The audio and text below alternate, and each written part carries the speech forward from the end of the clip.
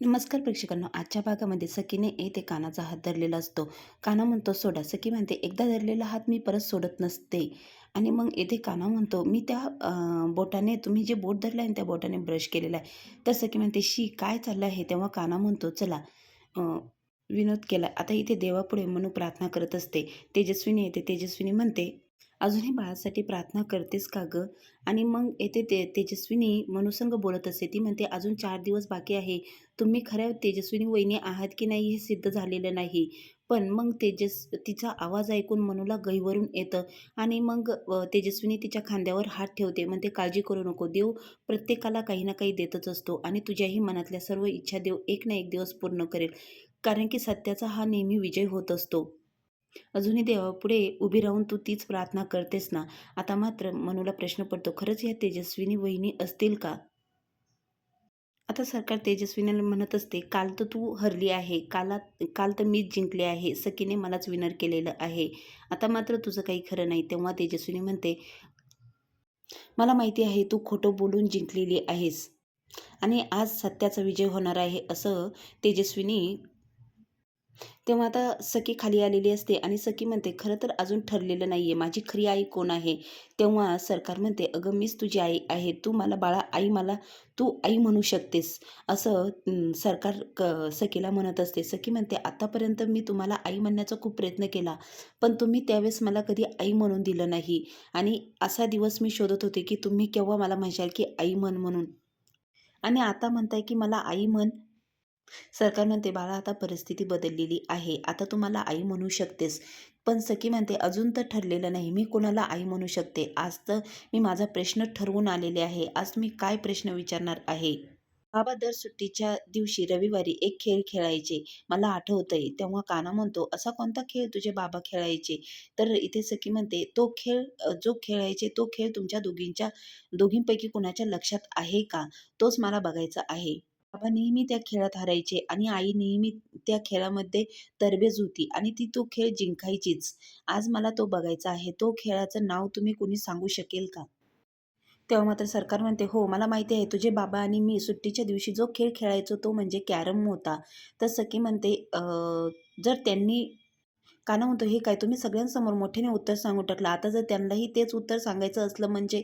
पण तेजस्विनी म्हणते, "हो, मलाही तेच उत्तर मी सांगणार होते. कॅरमच खेळायचो.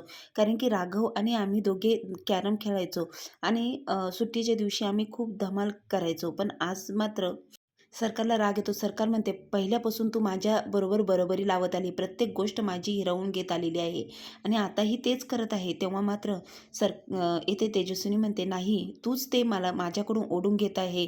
पण राघव आणि मी हा खेळ पहिल्यापासून खेळायचो." तर येथे सरकार म्हणते, पहिल्या लहानपणापासून तुला माझ्या गोष्टी घेण्याचा सवय लागलेली आहे." आता मात्र सरकार खूप चिडलेली असते.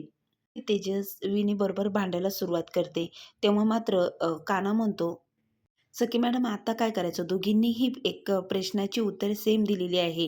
पण आता आपण काय करू शकतो? तेव्हा मात्र सखीला कानाचं बोलणं आठवतं. त्यानेच त्या डायरीमध्ये कॅरमचा खेळ लिहून ठेवलेला असतो आणि तोच बघितलेला असतो. तेव्हा सखी म्हणते, "अरे, हे उत्तर बरोबर आहे. बाबा आणि आई नेहमी हे खेळ खेळायचे आणि नेहमी आई जिंकायची. कारण की आई खूप तरबेज होती. बघ, मी पण आईकडून शिकले आहे. तुला चाळीत बघ कसं हरवलं होतं. आपण कॅरम खेळत होतो. कारण की मी ही आईवरच गेलेली आहे." आता मात्र ते आठवतं. पण आता सख्खी म्हणते, की त्याही प्रश्नाचं उत्तर माझ्याकडे आहे. कारण की दोघींनी जर सेम प्रश्नाचं उत्तर दिलं, तर काय करायचं? ते मी ठरवलेलंच आहे. आता मात्र दोघींनीही सेम उत्तर दिलेलं आहे. त्यामुळे आपण आता तो खेळच खेळूया. जो या खेळात जिंकेल तीच खरी तेजस्विनी कामत असणार आहे.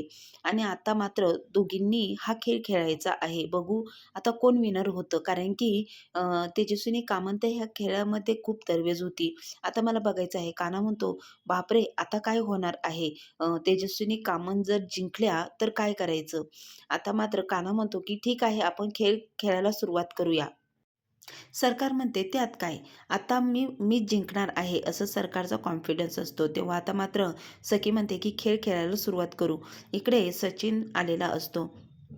सरकारच्या कंपनीत काम करणारा कर्मचारी किर्लोस्करांच्या इथे काम करायला आलेला असतो. सचिन विचारतो, "अरे, तुम्ही तिकडे काम करत होतात ना?"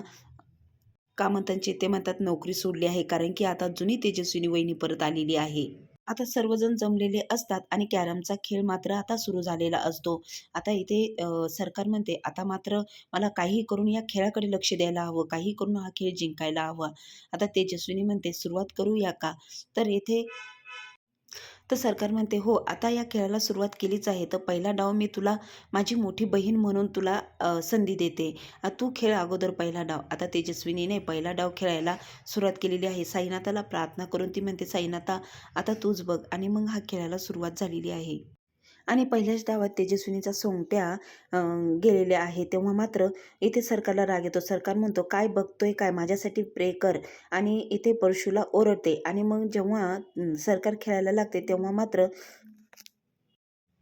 तेव्हा सखी म्हणते, "काय झालं सरकार? तुम्ही एवढ्या चिंतेत का आहे? खेळ खेळत आहात ना?" तेव्हा सरकार म्हणते, "आता मात्र काही करून मला या खेळाकडे फोकस केलं पाहिजे." आणि परशूला म्हणते, "क्लॅप कर, टाळ्या वाजव माझ्या बाजूने." तेव्हा मात्र इथे परशू टाळ्या वाजवायला लागतो. तेव्हा मग कान्हा म्हणतो, "सरकार तुम्हाला भीती तर नाही वाटत आहे ना, की तुम्ही हरणार म्हणून?" तेव्हा इथे कान्हा मात्र इथे सरकारला बोलत असतो. सरकार म्हणते, "आता काही करून आहे ना, या तेजस्विनीला मात्र हरवलं पाहिजे." पण तर पुढील भागात आपल्याला बघायला मिळणार आहे.